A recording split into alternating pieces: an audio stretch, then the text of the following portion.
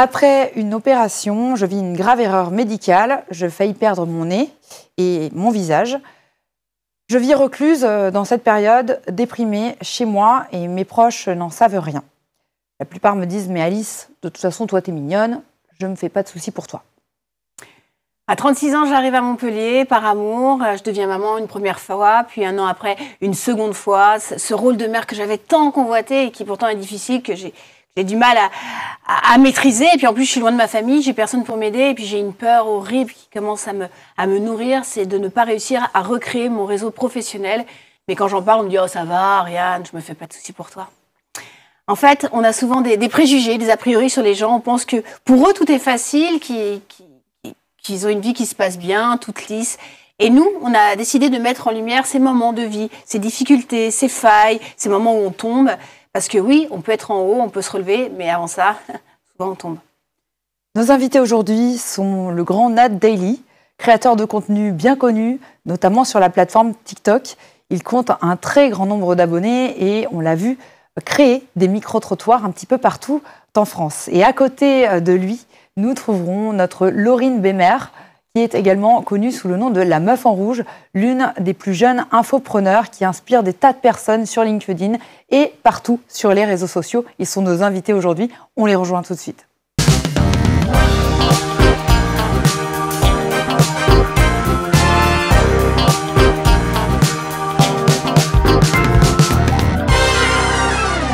Salut, comment ça va les amis? Check. Ça va? Ça va et vous? Merci beaucoup d'être avec nous. Est-ce que vous connaissez? Oui, on se connaît. Ouais. Ah, d'accord. Ça fait quelques mois là maintenant, on se suit sur les réseaux, on se voit aussi en dehors. En dehors et tout ça. Donc, ouais. Alors pour ceux qui ne vous connaissent pas, est-ce que tu peux nous faire un petit point s'il te plaît Alice? Alors déjà, on a en face de nous quand même des pontes du marketing digital, il faut le dire, hein, n'est-ce pas? Nat compte presque 1 million d'abonnés. Ça veut dire qu'il y a quand même pas mal de Français qui ont dû voir passer ces vidéos, toujours super créatives, bien entourées. Et Laurine, qui est aussi très connue sur les réseaux sociaux, s'est fait connaître d'abord sur TikTok. Elle compte plus de 1,2 million dans sa communauté. Donc on a ici quand même 2 grandes stars des réseaux sociaux. Et elle donne énormément de tips, de conseils, de formation. C'est une experte dans les réseaux sociaux. Nat, t'es d'où toi? Moi je suis du sud, je suis à Martigues. Martigues. À Martigues, je suis d'ici. Et Martigues, c'est plus Marseille que oui, Montpellier. c'est vrai. Ouais, je dis ici parce que pour moi, c'est le sud de la France. Du coup, d'accord. T'as le sud et le nord, c'est ça? Le sud et le nord, exactement. Le sud de Montpellier, c'est le nord pour moi déjà. C'est assez haut. Donc moi, je viens d'ici, je viens de Martigues. Je produis tous mes contenus à Montpellier. Donc je me balade partout dans... Et tu voulais faire quoi quand tu étais petit? C'était quoi ton rêve de gosse? En vrai, j'aimais le contact avec les gens. Donc du coup, je voulais forcément faire un métier avec les personnes. Donc vendeur ou autre, ça m'allait très bien. À côté des réseaux. C'était ton rêve d'enfant? Ouais, Enfant, tu voulais être vendeur? J'ai jamais eu de rêve de faire astronaute, tout ça. D'accord. Si, un truc. Je voulais être paléontologue. Ah. Ouais, si, je voulais être paléontologue. Parce que j'adorais les dinosaures. Tu voulais aller gratter, rechercher exactement, dans le passé. Ouais. Il y a quelque chose là. Voilà. Profil analytique. Et toi, Laurine? Écoutez, moi, en cœur, un binôme. Je suis née à Montpellier, donc je suis vraiment un pur produit local d'ici. Ouais, je suis locale, ouais, ça c'est génial. J'ai toujours grandi dans la région. J'ai grandi dans un petit village qui s'appelle Saint-Mathieu-de-Tréviers, que vous connaissez. Je connais bien. Ouais. C'est ma petite campagne, voilà, j'adore. Mes parents sont toujours dans le coin là-bas et moi j'ai décidé de migrer en ville pour déjà d'une part parce que je me suis installée avec mon copain, mais aussi parce que j'allais à l'école il y a encore 2 ans de ça et que voilà, j'étais sur place. T'as quel âge? J'ai 24 ans. J'ai eu 25 ans il y a 4 jours. Déjà, t'es une menteuse. Ouais. Déjà, c'est une menteuse, tu vois. Elle se rajeunit déjà. Hein. C'est ça. Ce sera quoi à 50 ans hein? Aïe. Et qu'est-ce que tu avais comme études? Parce que tu m'as dit, il y a 2 ans, j'étais encore en train de faire les études. C'était quoi, d'ailleurs? J'étais en études de commerce international. J'étais en bac+4 il y a 2 ans. Et c'est au même moment où j'ai commencé aussi à monter ma boîte. Et donc, j'étais en même temps dans ma micro-entreprise et en même temps en train de passer mes diplômes pour... Mais bac+4 de quoi? Tu voulais faire quoi? Commerce international. Commerce international. J'ai dit une ponte. D'accord, donc le commerce, à la base, c'est ton truc. Ouais. Mais sauf que là, il est plus international, il est plus digital. Oui, exactement. Et c'est pour ça que je me retrouve aussi vraiment dans le métier que je fais aujourd'hui, c'est-à-dire créer du contenu et apprendre aux gens aussi à créer du contenu, à les former sur les réseaux sociaux, parce que au final, c'est c'est ce que je dis toujours aussi à mes parents, c'est que regardez, je suis dans la vente, je suis dans le commercial, mais en fait, c'est sur Internet, sur les réseaux, de manière digitale, comme tu l'as dit. Et en fait, ça me plaît.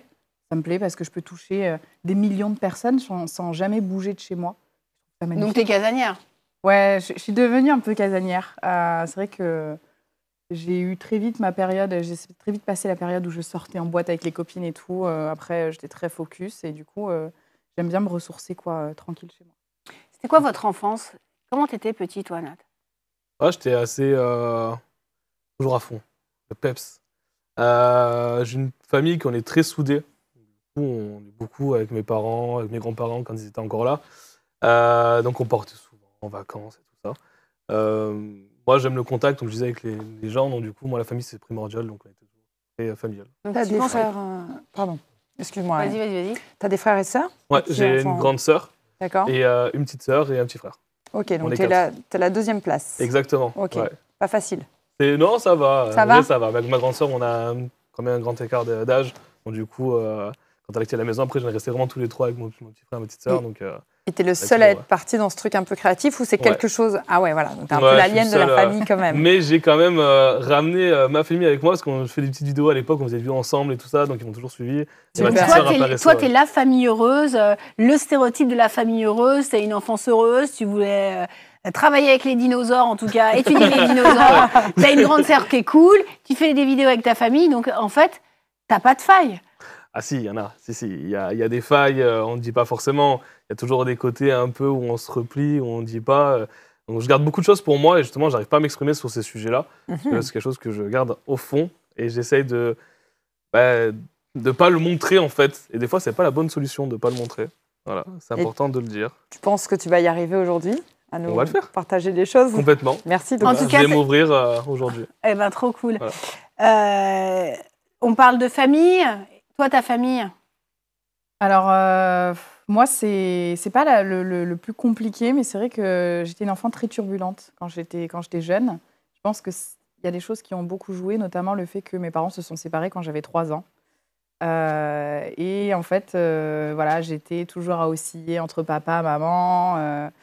L'un me disait des choses sur l'autre et inversement. Donc, j'étais un peu le pigeon voyageur. Je pense qu'il y a beaucoup d'enfants de parents séparés qui connaissent ça. D'être le pigeon voyageur en fait des deux parce qu'ils se parlent plus. Les parents ils veulent passer des messages. Exactement. Donc ils se parlent plus. Tu diras ça à ton père. Écoute, tu diras ça à ta mère. Et puis alors l'enfant il est au milieu. C'est pas évident à gérer, surtout quand on est jeune et que on a l'école où on se développe. Donc on est entouré que d'enfants où tout se passe bien dans les familles. Ils ont des frères et sœurs. Moi je suis fille unique. Donc c'est vrai que c'était un peu tout pour ma pomme. Mais j'aime toujours le dire. J'ai jamais manqué de rien. Mais mes parents m'ont toujours élevée dans l'amour et voilà, je l'ai ressenti aussi. Mais c'est vrai qu'il y avait des moments où c'était pas facile.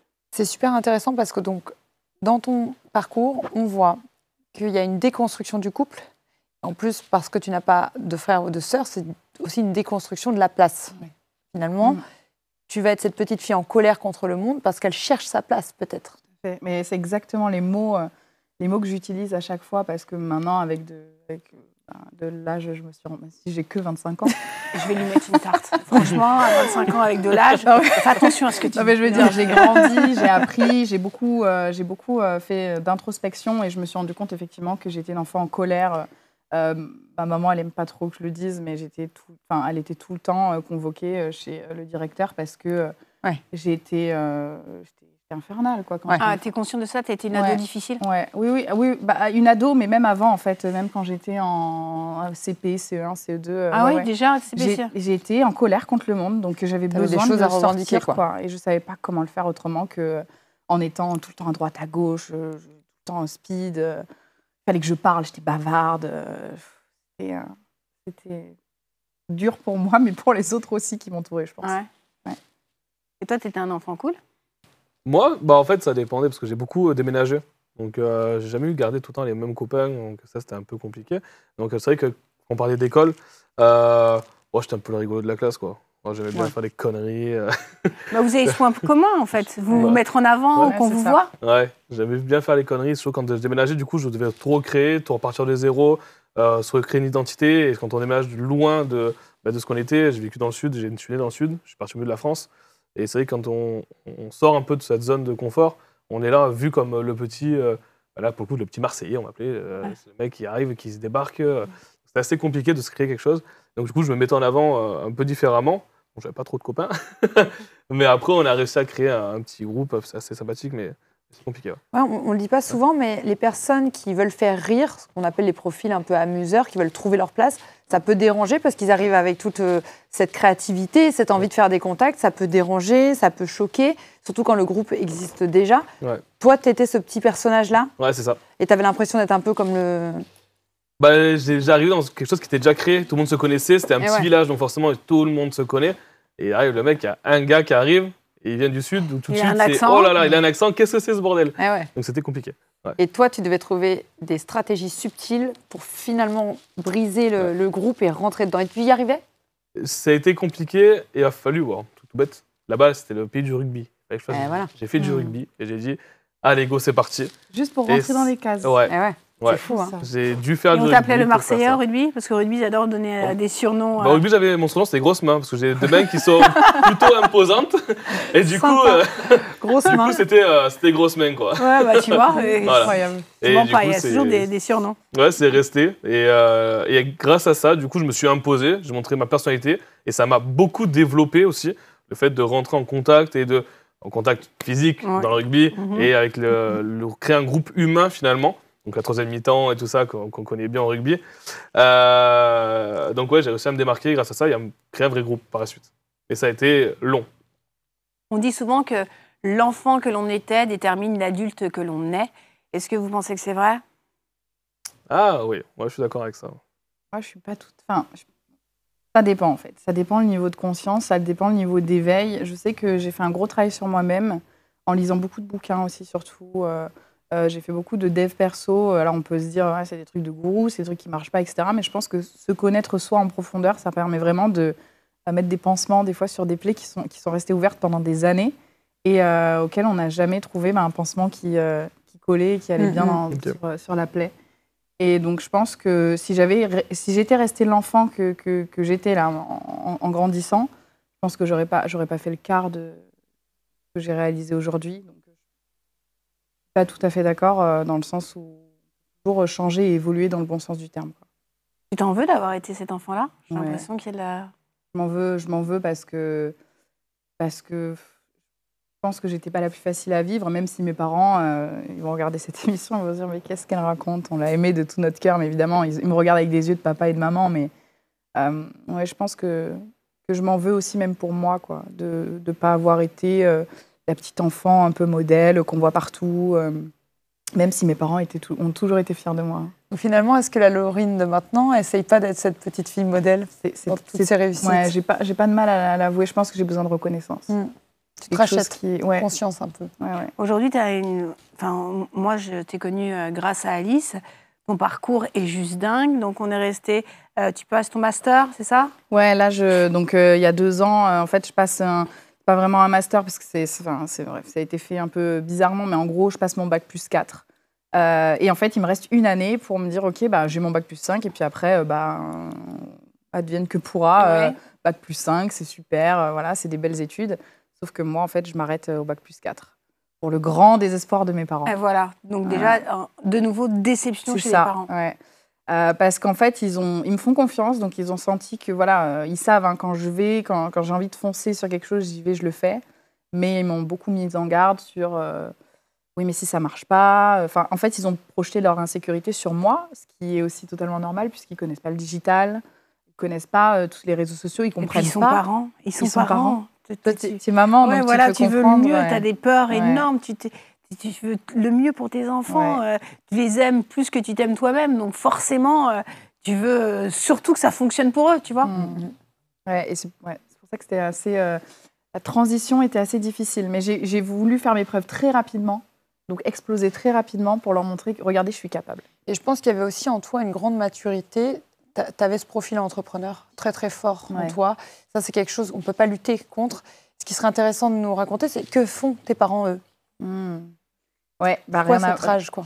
Ouais, alors, ma mère, elle a toujours été dans le milieu médical. Donc, elle a été aide-soignante, infirmière. Donc voilà, c'était quand je suis née, elle était caissière, donc c'était vraiment c'est un boulot où tu sais que tu vas pas faire fortune, mais bon, il en faut, tu vois aussi. Il n'y a pas de sous-métier. Mais voilà, c'est un métier où bah, tu n'as pas forcément besoin d'avoir fait des grandes études, etc. Donc ma mère, c'est une guerrière. Je lui ai jamais dit, mais elle a repris les études à, je sais plus, à 35 ans, je crois, quelque chose comme ça, pour passer un bac plus 3. Là, elle a 52. Elle est en train de passer un bac plus 5, là. Donc, elle est en train de, tu vois, elle fait des études, etc., pour avoir son master. Donc, du coup, je l'aide maintenant pour ses mémoires, etc. C'est assez drôle. Donc, ma mère, voilà, c'est vraiment très les études. C'est pour ça que quand moi, j'ai pris l'autre voie, ça a été un peu difficile pour elle. Et maintenant, tu formes les autres. Et maintenant, je forme les autres. Mais, et mon papa, c'était plutôt sur les chantiers, quoi. Donc, c'était un peu à son compte, voilà, ouvrier. Donc... Nat, tu connais la réussite de Laurine? Tu as entendu parler de celle qui faisait 100 000, qui est cette personne-là 100 000 euros de chiffre d'affaires par mois. Enfin, on a tous lu et vu ces chiffres incroyable. De dingue. Ouais. C'est quoi ton regard là-dessus? Admiratif. Vraiment. Merci. Non, c'est vrai, hein. Je te le dis peut-être pas assez, mais franchement, c'est fou. Là, ce que tu as su créer et comment tu as su emmener la chose, c'est juste incroyable. Et moi, aujourd'hui, ok, je suis bouche bée. Franchement, merci. Ça me fait. Je m'attendais pas à recevoir tant d'amour. Et est-ce que alors, on sait que tu crées des formations sur les réseaux, tu aides les gens à exploser au niveau digital, donc tu as des contrats qui te font gagner beaucoup d'argent. Est-ce qu'il y a des gens qui doutent de ce que tu avances? Est-ce que tu penses qu'il y a des gens qui disent non mais elle c'est du marketing, c'est complètement bidon, elle gagne pas 100 000 euros par mois, c'est complètement bidon? Ouais, en fait j'ai autant de personnes qui me croient que de personnes qui me croient pas, parce qu'en fait tu vois c'est lunaire. Alors 100 000 euros par mois, je suis pas tout le temps à 100 000 euros par mois, hein, donc je préfère quand même le préciser. C'était vraiment un gros mois où j'ai fait ce chiffre d'affaires là, et quand j'ai annoncé ce chiffre par exemple. Beaucoup de personnes ne m'ont pas cru parce que pour eux, la seule manière de gagner 100 000 euros, c'est soit de travailler toute une vie et encore, tu vois, je ne suis pas sûre que tu les aies sur ton compte à la fin de toute ta vie parce que tu as tellement cravaché que voilà, soit c'est de gagner au loto. Et donc en fait, il n'y a aucun autre moyen pour ces personnes-là de se dire mais je peux gagner 100 000 euros en un mois ou en 2 mois ou même en 6 mois. Pour eux, c'est totalement lunaire. Et du coup, je comprends cette façon de penser puisqu'on ne leur a pas appris qu'il y avait d'autres manières de gagner de l'argent que le salariat ou le loto ou les jeux à gratter. Et du coup, c'est vrai qu'on m'a souvent reproché aussi de beaucoup parler d'argent, alors que moi, j'ai vraiment envie de libérer la parole sur ce sujet-là. Et on est allé jusqu'à regarder mes bilans sur Internet, aller chercher en profondeur sur des petites infos comme ça qu'on pourrait trouver sur moi, quoi. Et toi, donc, ta formation, c'est quoi? Ma formation? Ouais. Tu devais faire quoi à la base avant de prendre ton micro et de faire des micro-trottes? Là, actuellement, je travaille encore. Hein. Ah ouais? Ouais, j'ai 2 boulots. Moi, je fais 35 heures, entre 35 et 40 heures semaine.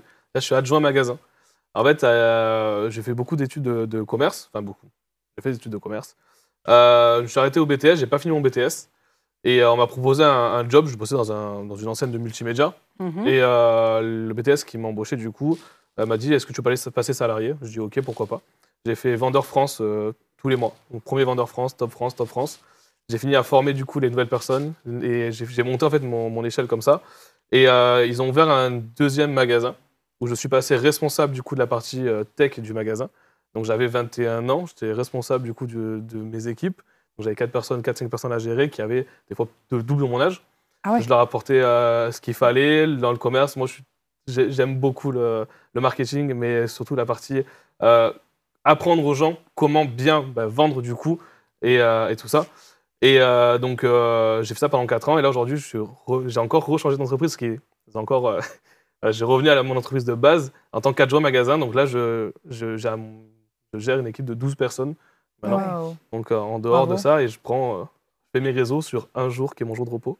Voilà. C'est incroyable, tu as une double vie. Donc toi, en fait, on te voit créer vachement de vidéos, etc., traverser la France, parce que toi, ton concept, c'est de prendre ton micro, aller dans les villes de France et poser des questions avec en micro-trottoir. Mais en fait, tu ne vis pas de ça. Je pourrais en vivre en soi. En fait, même je peux en vivre. Mais j'ai fait la décision de garder mon boulot quand même à côté pour la sécurité de l'emploi. Ouais, c'est de la peur. Et puis j'aime mon taf. Voilà, j'aime mon boulot, j'aime ce que je fais. Aujourd'hui, quitter mes équipes et quitter ce que je leur apprends, pour moi, ça serait compliqué. Voilà. Et je prends mon temps, mon jour de repos comme mon temps pour créer mes créations de contenu que je publie parce que je fais une vidéo par jour. Et avec ce jour-là, mon jour off, je fais toutes mes vidéos pour ma semaine, pour ma communauté. C'est marrant parce que, je ne sais pas si tu as relevé ça, Alice, il a dit mon boulot. Donc ton boulot, c'est être au magasin. Oui. Et les réseaux, c'est pas ton boulot. Je prends ça comme un hobby. Un hobby, ouais. C'est plus un hobby, c'est un kiff. En fait, je dis beaucoup, il y a une phrase que je dis, c'est mon boulot, il me sert à payer mes factures. Et mes réseaux me servent à kiffer. C'est marrant ce que tu dis parce que moi je connais tellement de gens qui ont même 15 000 abonnés ou 20 000 abonnés pour qui ils sont dans leur tête, ils sont influenceurs, tu vois. Ouais. Toi, tu as presque 1 million d'abonnés et c'est ton passe-temps. Enfin, je ne sais pas si on réalise en fait. Il y a ce côté où tu es très dans la racine, tu es proche de ta famille, proche de tes valeurs, proche de ce socle. Et je vois bien en fait que la transmission que tes parents t'ont envoyée te rassemble. Hein. Pour le coup, est-ce que tes parents, si tu leur disais du jour au lendemain, je laisse tomber, je fais que du réseau, tu penses qu'ils seraient en panique? Non, parce qu'ils ont toujours eu confiance en moi. Ils m'ont suivi dans mes projets et ils savent que demain, je quitte mon taf, je me lance dans les réseaux. Ça marche, tant mieux. Ça marche pas, je retrouverai un travail, il n'y a pas de souci.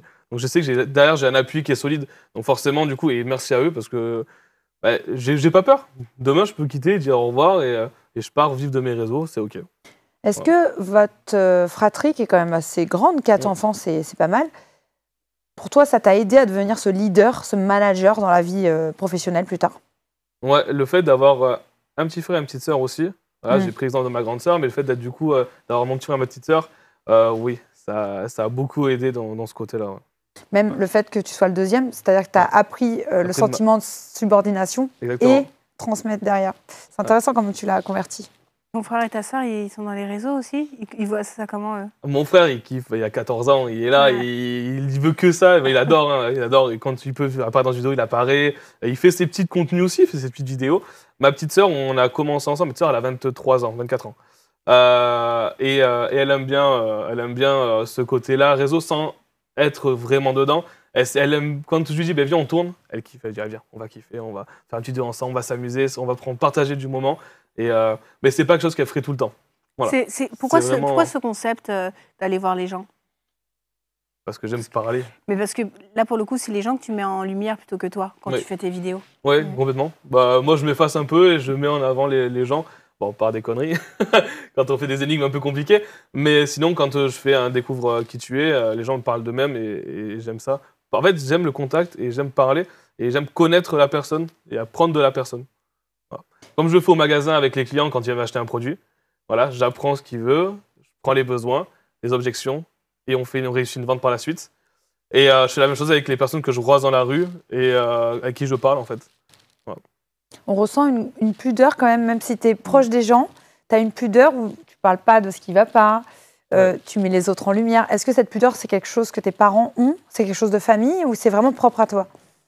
Non, pas forcément. On est quelqu'un ils sont très ouverts, mes parents, donc beaucoup, et on parle de tout, ils sont très axés. Moi, c'est moi qui m'enferme, je pense, un peu. Est-ce que à ce moment-là, c'est pas nos cerveaux qui sont un petit peu détraqués et le fait de voir quelqu'un d'équilibré n'est limite pas normal? Peut-être. Peut-être, non mais c'est vrai. Hein. Peut-être. T'es tout simplement bien dans ta peau. T'as pas l'impression d'être mal dans ta peau. Non, j'essaye d'être au mieux et quand ça va pas, on fait du mieux qu'on peut pour que ça aille, quoi. Donc du coup, voilà. Après, il y a des failles qu'on parle pas, on a des petits trucs. Mais il y a aussi, voilà, il y a des choses de la vie qui font que c'est un peu compliqué. Oui. Mais on se relève, on essaie de se relever pour avancer. Et, voilà. T'es résilient et un super socle, finalement. Et toi, Laurine, est-ce que tu te considères comme quelqu'un de résilient, de manière générale? En fait, dans l'entrepreneuriat, enfin dans la vie en général, mais surtout dans l'entrepreneuriat, si t'es pas résilient, tu te fais marcher dessus et en fait, tu réussis pas, quoi. Parce que l'entrepreneuriat, moi, j'aime bien dire que c'est aller d'échec en échec pour aller chercher ta réussite. Et les échecs, en fait, c'est des barreaux sur une échelle que tu vas monter et des fois qui vont se casser, mais en fait, t'en as besoin pour aller sur le barreau d'au-dessus. Et si t'es pas résilient et que tu te dis pas, ok, là, en fait, je prends sur moi et tant pis, ça m'arrive parce que ça m'arrive et ça m'arrive parce que ça doit m'arriver. Ça doit m'apprendre quelque chose, une leçon. En fait, tu te renfermes, tu fais rien et au final, tu restes bloqué dans une vie qui est pas la tienne et dont tu n'as pas envie, en fait. Là, votre actualité, toi, tu es très présente sur les réseaux Et tu vas continuer, je présume, d'être très présente sur les réseaux. C'est quoi? Qu'est-ce que tu veux faire là? C'est quoi ton but pour l'année à venir? Déjà, sortir mon livre déjà. Cette année 2024, c'est une grosse année pour moi parce que voilà, il y a eu cette année 2023 où c'était énormément de travail, où j'ai explosé en 2023 et là vraiment 2024, ça va être c'est l'année, c'est ce que je disais à Alice, hein, c'est vraiment l'année des rencontres, l'année du relationnel. J'ai envie d'aller plus vers les gens parce que moi je suis toute la journée derrière un ordinateur, cloîtrée entre 4 murs chez moi. Et j'ai envie vraiment d'aller plus vers les gens, de m'ouvrir et de partager vraiment, de montrer que ce qui me passionne, je peux le partager et j'ai envie de le partager.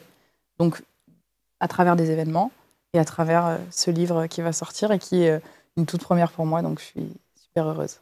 Tu vas parler de quoi, ce livre? Il va parler des réseaux sociaux, mais en parlant de moi aussi, c'est-à-dire je veux que les gens apprennent à me découvrir et à me connaître sur des choses que j'ai jamais dites et pourtant j'ai dit beaucoup de choses sur les réseaux sociaux. Mais j'ai encore un petit peu mon jardin secret que je vais dévoiler en fait dans ce livre-là. Donc, je suis contente qu'il voit le jour. Nat, c'est quoi toi tes projets cette année? On va essayer de développer un maximum sur... parce que moi, je fais beaucoup de divertissement, du coup, sur YouTube. Voilà, j'aimerais taper enfin ce trophée des 100 000 abonnés pour commencer sur la plateforme. J'ai pas encore... Qui est bientôt, hein? 40 000, je suis 40 000. Ça monte très vite en ce moment. Ouais. Donc, du coup, on essaie de faire du format long. Et j'aimerais faire plus d'interviews avec des personnalités en fait. J'en ai fait avec Djibril Cissé, avec des gens de la télé-réalité, j'ai fait des gens de la télé en général, des doubleurs et tout ça. Et c'est un domaine que j'aime beaucoup, parler avec des gens qui ont une grosse notoriété parce que du coup, ils ont un passif et un passé qui est juste incroyable. Et du coup, le fait de parler avec eux, j'adore ça. Et j'aimerais beaucoup le développer cette année à ce côté-là. Voilà. Donc là... Et tu vas rester au sein de ta boîte, etc. Pour l'instant, je continue. Là, j'ai un nouveau challenge qui est attaqué là, en janvier avec mon nouveau magasin. Donc, du coup, on va tout faire pour monter. Et donc, je garde mon boulot, mes réseaux. Et quitte à peut-être... Enfin, je sais pas. En fait, j'allais dire un truc, mais j'allais dire quitte à peut-être quitter mon travail un jour. Mais pour l'instant, c'est pas prévu. Non, c'est pas le cas. Non. Mais c'est quoi l'objectif finalement? Tu veux être animateur télé? Tu vas avoir ta chaîne YouTube? Tu veux avoir le parcours de Squeezie? C'est quoi au fond de toi? Ou alors tu te dis, je m'en fiche, moi je profite du chemin? Là, pour l'instant, c'est plus je profite du chemin. Mais j'avoue que un Squeezie, non, ça ne m'intéresse pas, d'avoir vraiment dans ce contenu-là. Animateur, pourquoi pas? C'est quelque chose qui me plairait beaucoup. Je vois beaucoup de gens dans le Festival de Cannes avec leur micro, à leur parler aux gens, tout ça. Ça, c'est quelque chose qui me ferait kiffer. Vraiment, j'adorerais ça. Parler, faire l'animation, un peu comme Camille Combal aussi, comme il fait. Exceptionnel. Le frère de Camille Combal, c'est un truc qui me fait le plus rire. Refais-nous un truc comme ça, parce que ça nous manque. Incroyable, ça. Voilà. Et ça, j'aimerais beaucoup. Ouais. Si vraiment je continue dans ce domaine-là, j'aimerais beaucoup le développer. T'as quel âge, Nat? J'ai 25 ans, genre 26 ans. Là. Ok, donc vous êtes de la même génération. Pour vous, est-ce que le fait de fonder une famille, avoir des enfants, c'est quelque chose qui est loin ou c'est quelque chose que vous avez en ligne de mire? Moi, c'est quelque chose que j'ai en ligne de mire. Ça fait bientôt 5 ans que je suis en couple. Et du coup, on est en train, là, de voir pour un projet aussi immobilier, pour construire. Donc, on sait que ça prend du temps. Donc, on calcule aussi en se disant, OK, si ça prend 2 ans, on prend de la marge, voilà. Si ça prend 2 ans, on en aura 27. Ce sera à peu près le bon moment, en tout cas, pour nous. Et je ris parce que Alice... T'inquiète pas, je vais pas te poser la question, Alice. Je sais très bien que tu commences mais moi, j'ai déjà un enfant. Commences à transpirer, etc. Qu'on me laisse en paix, s'il vous plaît. Mais en tout cas, parce que ça fait aussi un moment que tu es avec ton chéri, mais toi, ça fait 5 ans et ton mec est plombier. C'est exactement. Et t'en as fait une star sur LinkedIn. Alors, c'était assez incroyable. Le plombier de LinkedIn, il a fait la risée des réseaux sociaux, enfin, le raz-de-marée. Et il est passé... La risée, on s'est moqué de lui ou on a trouvé ça trop cool? Non, on a trouvé ça trop cool. Mais par contre, c'est moi qui m'en suis pris plein la gueule. Ça, c'était... Pourquoi? Parce que tu es avec un plombier? Non, pas du tout. Parce que... Ah non, là, je me serais vraiment énervée. Non, parce que c'est moi qui ai écrit ces posts au début et qui a fait qu'en un mois, il a pris plus de 30 000 abonnés sur LinkedIn. Le premier post a fait à peu près 100 000 likes, 8 millions de vues. Donc c'était vraiment incroyable. Enfin, tout le monde en avait entendu parler. D'accord. On l'a reconnu quand on était parti en voyage à des aéroports. Vous êtes le plombier. Oui, non mais c'est ça. Est-ce qu'il met ses pantalons très taille basse ou pas? Et il ne met pas ses pantalons très taille basse, mais on ne lui voit pas l'arrêt, malheureusement. Ah, Mais pour mon plus grand bonheur aussi. Donc, mais non, mais pour revenir sur ça, ouais, je m'en suis pris plein la gueule parce que c'est moi qui écrivais ces posts et que du coup j'étais la méchante sorcière dans l'histoire. Et alors du coup, quand on devient célèbre au niveau de la plomberie, on a plus de boulot, il a signé plus de contrats, il a embauché lui-même, il a créé une entreprise. Comment ça se développe? Ouais. Bah, son entreprise, du coup, elle a fait un bond, il a fait un x2 de chiffre d'affaires. C'était assez incroyable. Il a eu des contacts un peu partout. C'est vrai que maintenant, quand il y a des clients qui l'appellent, ils lui disent aussi qu'ils le connaissent de LinkedIn, donc c'est assez fou. Il y a eu des agences immobilières qui l'ont contacté, des partenariats aussi pour faire des posts sponsorisés sur les réseaux sociaux. Donc ça a quand même pris une sacrée ampleur et je suis très très contente pour lui et très fière de lui parce que voilà, moi je connais ce monde-là et je sais ce qu'il attend, quoi. Et vous qui êtes tous les deux dans l'intelligence artificielle, dans le digital, etc., qu'est-ce que vous pensez des valeurs de savoir faire des choses avec ses mains? C'est quelque chose qui est très important. Et tu penses que ça se perd pas, justement? Bah aujourd'hui, grosse main, grosse main, tu penses pas que ça se perd, les trucs des mains? Bah justement, en parlant des mains, ouais, si. En fait, je trouve la nouvelle génération, pour moi, ils sont pas assez dehors. Alors on le dit, c'est bête, hein, on dirait un vieux qui parle, mais pour le coup, je le dis, je le prône, ils sont pas assez dehors. Ils vont pas assez. Moi, je construisais des cabanes, je faisais des épées en bois. On va dire, un gosse de 14 ans faire une épée en bois, ça n'existe plus. Il sait même pas faire. Il va te rigoler, on est surtout. Il va dire achète-moi là sur Amazon, je la commande, j'ai demain l'épée en bois. Je faisais des arcs, mes flèches, c'était incroyable. Ça aujourd'hui, plus personne ne sait le faire. Et ça, je trouve ça juste inadmissible. À part jouer, geeker, tout ça. Ouais, à un moment donné, il y aura une population avec que des gens qui seront ingénieurs, etc. Mais quand on va falloir justement avoir changé un tuyau, réparer quelque chose, plus personne ne saura le faire. Bah, ça se voit déjà de plus en plus déjà. Hein. Même notre génération, il y en a certains qui, aujourd'hui, c'est assez compliqué. Mais les jeunes, ouais, il va falloir qu'ils arrivent à sortir les mains un peu de leur manette pour aller regarder un peu ce qui se passe dehors. Mais alors moi, c'est très intéressant ce que tu dis parce que finalement, je te rejoins et en même temps, nous nourrissons la problématique. C'est-à-dire qu'on devient créateur de contenu parce que c'est ce que j'allais dire, en fait la tendance. Mais finalement, est-ce qu'on ne crée pas l'engrenage parce qu'ils veulent tous devenir maintenant créateurs de contenu? Est-ce que ce ne serait pas à nous, les personnes qui sommes influentes, comme Ariane, comme toi, comme Laurine, de leur redonner le goût, un peu comme le fait Marcel, un invité qu'on a déjà eu, pour leur redonner le goût des vrais autres métiers. Je pense qu'on est tous acteurs de ça. En fait, on est acteurs à notre façon, mais oui, effectivement. Bon, ça peut passer par... Je suis d'accord avec ça, et c'est vrai qu'on peut le mettre plus en avant sur des stories qu'on peut faire, en mode ah bah tiens, aujourd'hui je suis dehors, je me balade. Et en mode sortez un peu, et inciter les gens à sortir peut-être plus. Et ça, c'est possible. Ouais. Et c'est quelque chose que je fais pas forcément tout le temps. Et maintenant que j'y pense, c'est vrai que... à y faire et à faire attention. On a posé la question à Laurine, on t'a pas posé la question. Toi, tu te vois comment dans quelques années? Est-ce qu'en ligne de mire, tu as fondé une famille, avoir des enfants, ou est-ce que c'est hyper loin pour toi? Pour l'instant, il faut personne qui m'accompagne pour créer les enfants, pour fonder une famille et tout ça. Donc pour l'instant, j'ai personne dans ma vie, donc on va voir ce qui se passe. J'aurais aimé... C'est compliqué quand on a une grosse communauté. C'est compliqué pour les filles, mais pour les garçons... On en a parlé vraiment juste avant, là. Là, justement, j'étais en couple pendant 3 ans. Et j'ai explosé sur les réseaux pendant que j'étais avec elle. Donc, j'ai pas connu le tout seul célibataire quand on a une communauté. J'ai connu ça. Et j'ai eu peur. Ah ouais. Peur. J'ai eu très peur. J'ai eu très peur parce que je suis sorti de ça. Déjà, pour me remettre de ma relation, ça a été assez compliqué. Là, que je revis un peu, je ressors. Je me suis mis sur des applications de rencontres. Et j'ai commencé à recevoir des « Ah, je te connais. Ah, mais tu fais ça. Ah, mais t'es... » Et là, j'ai fait, oh là là. T'es obligé de passer par des applications de rencontres aujourd'hui? Enfin, c'est une vraie question. Est-ce que, justement, tu sors pas assez pour rencontrer du monde? Est-ce que les gens ont du mal à se parler s'ils n'ont pas derrière un téléphone? Je suis plus à l'aise en public, justement. Comme je le dis à chaque fois, moi, je préfère rencontrer quelqu'un, aller lui parler, dire « Ah bah tiens, je te trouve sympa, t'es jolie, machin, tout ça. » Moins. Et les filles, elles ont un peu du mal avec ça. Moi, j'ai rencontré mon plombier sur une application de rencontre. Mais t'étais pas encore... J'étais pas encore, non, oui, j'étais rien du tout. Hein. Mais là, on est sur les réseaux aujourd'hui. Moi, je l'ai vécu aussi. Honnêtement, on dirait, mais c'est horrible. Vraiment, je vous jure, c'est compliqué. C'est horrible. Parce que sur Instagram, j'ai quand même une grosse communauté, plus de 50 000 personnes. On pourrait penser que c'est plus facile, au contraire. Non, parce que, alors, de deux côtés, c'est pas facile. C'est que quand j'envoie un message à une personne pour commencer à parler avec elle, elle voit le nombre d'abonnés, elle fait « Oh là là, qu'est-ce que c'est ça ?» Déjà, elle se dit « Mais pourquoi il m'envoie un message ?» Et non, il a trop d'abonnés, il a trop de filles dans ses DM. Moi, je vous montre mes DM, il n'y a pas de souci. Ok. Le code, c'est... Moi, je montre mes DM, il n'y a pas de souci. Je ne reçois pas des tonnes. On en reçoit des messages d'abonnés qui sont sympas, qui veulent parler, tout ça. Mais les gens, ils ont une image de ça. Tu ne reçois pas des meufs à poil toute la journée? Ah non, on n'aura pas les fakes de Russie qui nous envoient des tonnes de messages hors spam. Le reste, non. Mais c'est assez compliqué du coup justement de trouver une personne qui n'est pas juste intéressée par la fame, l'argent et la personne de qui on est.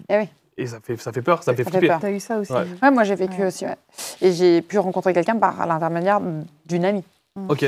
Voilà, est-ce que la solution, ce serait pas de vous mettre, alors toi, c'est bon, t'as ton plombier hyper connu, mais de te mettre avec quelqu'un qui a autant de lumière que toi? Je suis pas sûr. Je sais pas. Ça, ce côté-là, je sais pas. Tu vivrais bien, toi, d'être avec une fille qui a beaucoup d'abonnés? Ça me dérangerait pas parce qu'en fait, je le vis. Donc, du coup, pourquoi pas? Et puis, mes amis aujourd'hui, j'ai un cercle qui ont quand même beaucoup de notoriété. Donc, ça me gênerait pas du tout. Après, je sais pas si c'est la solution. Moi, je suis plus dans le côté où la personne me connaît pas, ne sait pas qui je suis. Et du coup, justement, on parle. Ouais, tu veux quelque chose de pur, en fait. Ouais. Tu veux quelque chose de... 1 million, c'est le moment de le faire maintenant, parce qu'après, si tu continues comme ça... Du coup, là, c'est assez compliqué. Mais ouais, j'avoue, c'est fou. Encore une fois, tu es presque en train de créer ton auto-sabotage. C'est-à-dire que tu continues de monter. Oui. Et tout en haut, tu vas dire, mais je suis tout seul, quoi. Faut qu'on trouve quelqu'un. Manifestez-vous, future femme. Je cherche, du coup, mes DM Instagram sont ouverts. Non, je... Voilà. Daily off. Il y a des filles qui se manifestent, là, en plus. Là, sur la... Il y en a deux qui se battent, là, en off. N'hésitez pas à nous mettre en commentaire. Si vous... Je voudrais revenir sur quelque chose que Alice vous a demandé à tous les deux. Elle vous a demandé d'amener votre objet fétiche. Et du coup, Laurine, ton objet fétiche? C'est sûrement l'objet le plus banal et le plus aujourd'hui utilisé par toute la population internationale. C'est ça. C'est mon téléphone. Mon téléphone, c'est pas parce qu'il me sert à envoyer des messages, à créer du contenu sur mes réseaux, etc. C'est surtout parce qu'en fait, si j'avais pas eu ce téléphone entre les mains, le jour où j'ai décidé de me dire « Ok, je vais aller chercher plus loin que ce que l'école me propose, etc. », je ne serais pas là avec vous sur ce plateau, j'aurais pas fait tout ce que j'ai fait jusqu'à présent, je l'aurais pas fait. Et en fait, c'est plus que pour moi un outil, c'est littéralement, il y a déjà toute ma vie dedans, mais comme aussi tout le monde. On peut regarder tes DM, toi, ou pas? Tu veux regarder mes DM, Ariane? Laurine, moi aussi, je veux gagner 100 000 €. T'as fait comment? Non, mais et tu vois, en fait, cet outil-là, tout le monde l'a, mais pas tout le monde est capable, c'est ce qu'on disait encore tout à l'heure, pas tout le monde est capable de l'utiliser pour en faire un outil qui va transformer leur vie. Parce que, tu vois, sur les réseaux sociaux, aujourd'hui, il y a 2 types de personnes. Il y a les personnes qui scrollent indéfiniment parce qu'ils passent du temps, ils sont divertis par notamment les vidéos de Nat Daily. Et c'est très bien. Et c'est très bien, il en faut. Soit des personnes comme nous ici, qui travaillons avec notre téléphone et qui sommes de l'autre côté, du coup, des créateurs de contenu, et qui utilisons ce téléphone du coup pour faire changer toute notre réalité en fait, tout ce qu'on nous a appris, tout ce qu'on nous a mis dans la tête depuis toujours et où on nous a dit la vie c'est comme ça et pas autrement. T'as changé ta réalité? Ouais. T'es plus la Laurine d'il y a quelques années? Non. Et je suis contente parce que je vis qu'une fois. C'est un peu morbide là ce que je vais dire. Je vis qu'une fois. Bah ça, oui, mais pas. comme tout le monde. Mais non, mais je veux dire, tu vois, la réalité, c'est que nous, dans ma famille, on n'a pas de mal à parler de la mort et je sais qu'on, on va tous mourir, c'est un fait. À part si on trouve le remède miracle d'ici là, mais je le prendrai même pas. Et en fait, j'ai envie de vivre ma seule et unique vie. J'ai envie de la vivre, en tout cas là, en instant présent, et en train de kiffer ce que je fais. Et j'ai pas envie d'arriver à 50 ans, 60 ans et de me dire. Bah là, j'arrive bientôt à la retraite et en fait, j'ai regretté de ne pas avoir fait ça et de ne pas avoir fait ça. Et du coup, ce téléphone-là, cet objet me permet d'avoir la liberté. C'est pas tant l'argent, c'est juste la liberté que ça me donne et qui n'a pas de prix, c'est inestimable. Et pourtant, tu as fait ta notoriété avec l'argent, enfin avec un chiffre. Tu n'es plus en recherche de faire d'argent? En fait, si tu veux, moi, l'argent, j'adore, mais pas pour m'acheter des sacs à 3 500 €, à 10 000 € le sac, pas pour faire la pain beige sur les réseaux sociaux. Moi, l'argent, je l'aime pour ce que ça permet, encore une fois, la liberté de se dire, Demain, je vais faire mes courses, je ne regarde pas le prix et je peux acheter des produits de qualité. Demain, si j'ai envie de faire partir mes parents en voyage, je peux. Je ne regarde pas ce qu'il y a sur mon compte en banque. Et tu vois, ça peut paraître un peu hautain quand je le dis, mais pour moi, la vie et la vraie vie qui mérite d'être vécue, c'est une vie où tu es libre. Est-ce que tu penses que tu n'as pas besoin d'argent, nécessairement? Je pense que c'est ce que tu allais me demander. Ouais, non, je suis d'accord avec toi. Mais c'est même pas ce que j'allais te dire. Est-ce que tu penses que tu veux pas, que j'ai cru comprendre que tu venais d'un milieu populaire, offrir à tes parents la vie qu'ils n'ont peut-être pas pu faire eux-mêmes? Oui. Je sais que mon père, on en a parlé ensemble, donc c'est pas un secret. Mon père, il n'aura pas de retraite. Ma mère, elle aura une petite retraite, malgré qu'elle se soit cassé le dos toute sa vie, au service de l'État, en tout cas du peuple. Et en fait, je travaille pour ça. Je travaille pour mes enfants, pour mes futurs enfants. Épaules. Oui. Parce que, en fait, tu vois, je suis pas. Tu regardes mes baskets, tu regardes machin. J'ai pas de. Tout ça, c'est des cadeaux. Tu vois. De richesse. Tout ça, c'est des cadeaux. Ouais. Et en fait, c'est. Voilà, il n'y a pas de. Je m'achète des trucs pour m'acheter des trucs. C'est un. Je fais ça pour les autres parce que je veux que ma famille soit bien. Je sais pourquoi t'es ma copine. Waouh. Ton objet fétiche, Nat, c'est quoi, toi? Alors, moi, il est assez récent, en fait. Du coup, c'est mon petit micro avec ma bonnette rose, parce que la couleur rose, c'est ma couleur, en fait. C'est pas trop à quoi sert ce micro. Attention. En fait, c'est assez symbolique, parce que c'est avec ça que je fais mes micro-trottoirs en pleine rue, mais réellement, moi, ça fait 10 ans que je fais de la création sur les réseaux. J'ai commencé sur Facebook. Je fais des vidéos que je veux partager. Même avant de ça, je faisais des vidéos. J'avais 7-8 ans avec un vieux caméscope et tout ça. Et donc, on faisait des vidéos de tout en général. Et j'ai ramené ça parce que c'est le dernier objet que j'utilise en fait dans mes vidéos, dans mes contenus aujourd'hui. Et c'est ce que tout le monde voit parce que du coup, je parle avec eux et je leur donne la parole avec ça. Donc, c'est mon objet fétiche en soi. Mon dernier objet fétiche. C'est quand même hyper symbolique parce qu'aujourd'hui, on le sait. Bon, alors, toi, tu fais des micro-trottoirs en extérieur, c'est mieux d'avoir un micro avec une bonnette, etc. Mais aujourd'hui, on n'est plus obligé d'avoir ces micros-là. Oui. C'est très à l'ancienne et c'est très je suis animateur télé et je te donne la parole. Exactement. Et je la reprends quand je veux la reprendre. Est-ce que tu nourris un espèce de désir comme ça caché? Ouais, c'est un peu ça parce qu'en vrai, je pourrais juste l'enlever, prendre mon micro, le mettre sur moi, mettre une autre personne et on parle. Et je trouve qu'il manquerait quelque chose.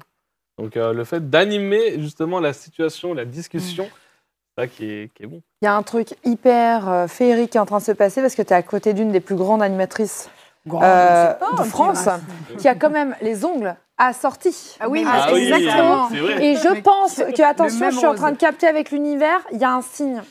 Là, je sens. Je pense qu'il va prendre ma place sur toutes mes émissions. En fait, Ariane, le processus du grand remplacement est en train de s'opérer. La prochaine fois, je fais les ongles aussi, comme ça au moins. Comme les iPhones aujourd'hui, vous avez vu, quand on fait un airdrop, il y a une espèce de qui est assez flippant. Je vais t'airdropper mes connaissances et je te souhaite une belle carrière. Avec grand plaisir.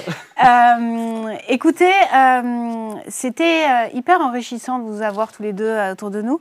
Et j'ai quand même une question à vous poser à tous les deux. À quel moment il y a quelqu'un dans votre vie qui vous a tapé dans le dos comme ça en disant « Oh, ça va, Nat, je me fais pas de soucis pour toi ». Et pourtant, toi, c'était vraiment une galère que tu étais en train de vivre. Est-ce que tu te rappelles de ce moment-là? Est-ce que tu as un moment comme ça? On a eu des échecs, j'ai eu des échecs. Si je le pars sur la partie réseaux sociaux, parce que pour le coup, divertissement et autres, parce que ça fait 10 ans que je disais que j'étais sur les réseaux, quand moi, mon premier 100 abonnés, c'était juste incroyable. Et pour les atteindre, ça a été super compliqué. Et on était là en mode, oh, t'inquiète, de toute façon, t'es rigolo, ça va le faire, t'inquiète pas. Sauf que j'ai cravaché, ah non, pour avoir 100 abonnés. Voilà. Et ce truc, c'est un truc, je sais pas, c'est ça qui vient en tête directement. Mais mon premier 100 abonnés, il était super compliqué. Et là, tu es célibataire, t'as pas un de tes potes qui t'a dit « Bon, c'est fini avec ta meuf, mais t'inquiète pas, je me fais pas de soucis pour toi. » Justement, c'était accrocheur par rapport à ça. Oui, je suis célibataire, j'ai des abonnés. Ça veut rien dire, des abonnés. On m'a dit « T'inquiète pas, t'as des abonnés, tu auras une meuf. » Bah alors. Et que dis-tu de créer la vidéo pour ta future nana? Parce que nous, on a un concept avec Ariane, c'est qu'on fait faire des vidéos à nos invités. Donc tu lui dis coucou, âme sœur de ma vie.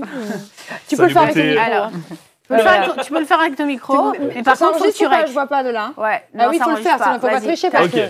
Ok. Alors, Vas-y, dis-moi tout. Il faut que j'appuie. Alors, c'est sur ce bouton-là rouge, c'est ça? Non, je sais pas. Ah, 25 ans, il est déjà... Tu te moques pas de moi. Tu te moques de la vieille, c'est comme ça qu'on fait. Hein. Là, du coup, ça filme. Ouais, d'accord. Là, Je peux parler à la femme de ma vie, du coup, c'est ça? Vas-y, elle est juste là. Ah, mais t'es là? Ok, salut. Bah écoute, moi, c'est Nathan. Je cherche la femme de ma vie. On va pouvoir partager des bons moments, voyager, kiffer la life, en fait, en soi. Et je t'attends. Et qu'est-ce que tu attends d'elle, justement? Tu veux qu'elle soit comment? Ah, bah, qu'elle soit authentique. Naturelle, authentique, je veux pas plus. J'ai pas besoin de plus. Et comment tu voudrais qu'elle te voie, toi qui es perçu par des milliers de personnes, comment tu voudrais que cette fille-là, elle te voie, toi? Mais arrête de me mettre dans le cadre! Elle va pas comprendre, il y a une nana là sur le cadre. Oui, c'est vrai. C'est pas ma copine, pas encore. Non, du coup, pas ma copine. Oh mon Dieu! Non, mais que tu me... Oui, parce qu'il y a un rugbyman en face, je te le Attention. dis, mec. C'est vrai. Ouais, J'ai fait 10 ans de rugby. Ouais, alors du coup, on s'égare beaucoup là. Non, mais en soi, que tu me vois comme une personne que je suis, une personne naturelle, drôle et authentique. Et c'est vrai que c'est assez compliqué de parler à quelqu'un que je connais pas encore. Ouais. Voilà. Faut que tu manifestes. Ouais. Que je manifeste. Je sais pas, vous êtes trop jeune, vous n'avez pas la référence, mais Sniper, ils avaient fait une chanson qui était à la femme de leur vie. Mais bon, Sniper, pour vous, c'est des grands-pères, peut-être. Non, je connais pas du tout. Il n'y a pas un truc Ah ouais. gravé dans la roche ou quelque chose comme ça? Ouais, alors le morceau, il s'appelait Elle. Ah. Non, je connais pas. Bon, bref. Pas faire alors, genre, du mais coup, je connais pas. tant pis, on va couper, les gars. T'as la référence, toi. Merci. Voilà, c'est ça. Désolé, Sniper. Paléontologue. Ouais. Effectivement, on est Donc, je suis en train de me dire que je suis un T-Rex. C'est un dinosaure. Elle le fait bien. Elle le fait bien. Je pense que vraiment, tu descends en direct. J'ai bossé. Reconversion pro, là. Merci beaucoup, Nat. Je te rends la femme de ma vie. Hein. Ouais. Je t'attends, du coup. Ouais. La vidéo Ah, fait super. 5 minutes. Ouais, grave. À peu près. En parlant de vidéo, est-ce que tu veux nous faire une vidéo, Laurine? Tu veux que je te fasse une vidéo sur quoi, Alice? Et tu sais quoi? Moi, je préférais que tu fasses une vidéo et que tu parles à tes parents. Ah ouais, j'allais le dire, à tes parents. Oui, mais alors là... Si tu pleures, c'est pas grave, hein. C'est ce qu'on veut. c'est pour le... T'as le watch time, parfait. Déjà, non, mais rien que de savoir que je vais m'adresser à mes parents, ça me monte déjà les larmes. Mais papa, maman, j'ai peut-être pas été la petite fille la plus modèle. J'étais peut-être un petit peu trop bavarde, trop présente, trop colérique des fois. Mais tout ce que je fais aujourd'hui, c'est pour vous que je le fais. Parce que vous m'avez donné l'amour inconditionnel. Et moi, je veux vous donner tout ce qui est en mon pouvoir, tout ce que je peux faire. Et je sais que j'ai eu des fois du mal à vous aimer. J'ai eu du mal avec mes sentiments. Mais vous avez été des parents formidables. J'ai jamais manqué de rien. Je sais tous les sacrifices que vous avez faits pour moi. Et pour moi, ça n'a pas de prix. Et donc aujourd'hui, j'espère que vous êtes fiers de moi. Comme moi, je suis fière de moi, parce que c'est important de le dire aussi. Je me suis mis la main sur le micro. Merci pour tout. Et j'espère que vous continuerez de me faire confiance, parce que j'ai encore plein de projets qu'on va pouvoir réaliser ensemble. Et j'ai hâte. Waouh! On a tous versé notre larme. Et Laurine, je voudrais une autre vidéo. Pour mes parents, moi, parce que j'ai vu que tu la faisais pas mal. Donc, non, je voudrais que tu parles parce qu'on a un peu parlé ensemble des haters. Ah oui. Mais quand même, je pense qu'il mérite une petite vidéo. Petite correction là de hater. Tes haters, vas-y. Bon, je vais moins verser des larmes hein, là du coup. On va être très honnête. Non, les haters pour moi, c'est vraiment. Enfin, si vous ne m'aimez pas, si vous faites partie du clan des haters, c'est un mot que j'aime pas trop utiliser parce qu'on range les gens dans une case, mais malheureusement, c'est comme ça. J'ai envie de vous dire, essayez juste. Envoyez-moi un message, on discute et faites votre propre avis sur ce que vous pensez de moi à partir du moment où on a discuté ensemble et pas à partir de ce que vous voyez sur les réseaux sociaux. Les réseaux sociaux, c'est une chose. être au contact physique ou pas de quelqu'un, c'est une autre. Et je pense que c'est important, au lieu de regarder toujours en surface, d'aller chercher qu'est-ce qui vous embête chez moi, qu'est-ce qui vous dérange et pourquoi est-ce que ça vous dérange autant. Qu'est-ce qui fait que dans votre vie, moi, ce que j'explique, ce que j'exprime, ça vous dérange et ça vous renvoie peut-être vers des insécurités. Si vous voulez qu'on discute ensemble, envoyez-moi un message sur Instagram. Comment tu voudrais qu'on avec voit plaisir. Tu vois quoi? Regarde-toi et tu vois qui? Moi, je vois une jeune femme, mais qui a pas forcément débuté la vie avec un talent, mais qui s'est créé des opportunités, des compétences, parce qu'elle a travaillé pour. Et je vois une femme qui a envie de rien lâcher, qui se sent droite dans ses bottes, parce que le matin, elle peut se regarder dans la glace, parce qu'elle est OK avec elle-même, et qui comprend pas vraiment tout cet acharnement, parfois, qui peut aller au-delà des limites, et qui aimerait que les gens la voient comme elle est vraiment, et pas... comme la nana qui se la pète sur les réseaux et qui parle de thunes. Wow. Du coup, on a des messages de 10 minutes, t'as plus de place dans ton téléphone, Alice, c'est sûr. Ouais. Moi, j'ai eu un haters en vrai pendant un date que j'ai eu il y a pas longtemps là. Ah un hater dans un date? Ah ouais. J'étais en... du coup, je rencontre une fille et on est dans un bar et je vois un mec qui arrive. Il fait « Pouf, toi, je t'aime pas !» Ah ouais. Wow. C'est violent, ouais. Et pourquoi Super, j'y vais, je suis content pour toi. Et en plus, là, je suis occupé, tu vois. En plus, c'était en train d'essayer de me reconstruire, quoi. Donc, du coup, Ouais. et le mec, il fait « Je t'aime pas ». Et il t'a jamais Je dit me pourquoi? parce que moi, je parle, je dis « Pourquoi tu m'aimes pas ?» Il dit « J'aime pas ce que tu fais. Je trouve ça nul, j'aime pas ce que tu fais. » Il avait un peu bu d'alcool. Ouais, mais bon, ça ne Mais il m'est excuse venu rien. me hater en pleine tronche. J'ai dit, eh ben écoute. Bah, moi, c'est couillu. Et- D'habitude, ils le Oui, font pas en c'est face. ça, ouais. Ah bah, du coup, j'ai parlé avec lui, je lui ai dit, maintenant tu vas m'expliquer pourquoi. Et en fait, en parlant avec lui, il me fait, ok, je t'aime pas, mais t'es cool. Ouais. Mais Mais il t'aime voilà. pas parce Il aime que pas tu son représentes. contenu. Ouais. Non, mais même s'il n'aime pas ton contenu, tu représentes aussi l'audace qu'il aura jamais pour lui-même. C'est ça, C'est exactement. terrible. Ah, Mais c'était c'est violent. un fait. Le prendre en pleine tête. Mais c'était- quelque part, ouais, c'est d'habitude, ils le font pas en face. Ouais. Donc, à la Ouais. limite. Ouais. Là, c'était. Ah, ouais, il les a portés. Mais quand on te dit que qu'on n'aime pas ton contenu, ce que tu fais, ça te touche. Au début, ouais. Ouais, quand j'ai commencé à avoir pas mal d'abonnés et que je disais, punaise, je prends mon temps, les gars, je bosse 40 heures semaine, j'ai un jour de repos, je fais mes publications, je fais mes vidéos, je prends mon Ouais. seul jour de repos pour vous. Ils sont pas au courant, mais et on me dit, j'aime pas ce que tu fais. Je dis, Pas waouh, cool, je pas poste cool. une vidéo par jour, franchement, j'essaie de me donner au maximum, et on Ouais. me dit, j'aime pas. Et ben, surtout, voilà. que lui, est-ce qu'il fait? Ah oui. Est-ce qu'il crée? Oui, C'est ça. non, Venant c'est ça. venant d'un créateur de contenu, Ouais. ça, ok, c'est une critique constructive, mais venant de Ouais. quelqu'un qui ne fait pas, c'est Et compliqué. les gars, Ok. j'ai pas l'impression que vous avez un point commun tous les deux. Vous cherchez pas un petit peu quand même qu'on vous aime? Je pense que non, je vais pas parler pour les autres, mais oui, moi je pense que j'aime bien qu'on m'aime.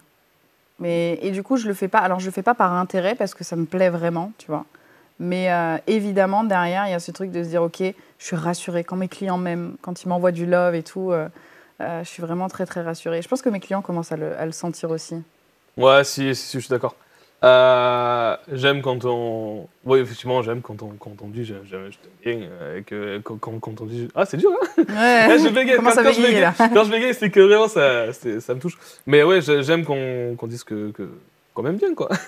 Et ben vous savez quoi, en tout cas, ici, on vous adore, donc vous revenez quand Ah. vous voulez. C'est C'est un bonheur de vous avoir tous les deux.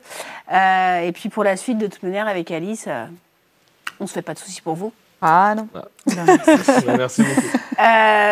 Si vous avez aimé, si vous avez des questions à poser à Nat et à Laurine, n'hésitez pas. Hein, posez des questions, ils répondront dans les commentaires, c'est sûr. Enfin, vous avez intérêt. Oui. Et puis voilà, merci Alice. Merci à tous. Si vous avez aimé l'émission, n'hésitez pas à activer la cloche, n'hésitez pas à vous abonner. En fait, non, vous abonnez. Ouais, c'est un ordre. N'hésitez pas à Il a vous fait du oublier. rugby et on l'appelle grosse main. Voilà, Abonnez-vous. grosse main. Grosse main, Lien cherchez en rouge. rouge. Voilà, donc abonnez-vous, c'est un ordre. Merci beaucoup. Et non, mais on vous remercie surtout d'avoir regardé cette émission avec nos deux super invités. Et J'espère qu'ils merci vous ont pour vos inspiré. confidences. Ouais, j'espère Voilà. que ça vous a inspiré, que beaucoup ça de vous a m'avoir fait Merci. couler les larmes. Hein. Écoutez, c'est un plaisir. Et voilà. Et on se retrouve quand? Bah, très vite, le Très mois vite. prochain en tout cas, c'est sûr. Allez, ciao. Allez, bisous. Ciao, ciao. Merci beaucoup à tous les deux, bravo.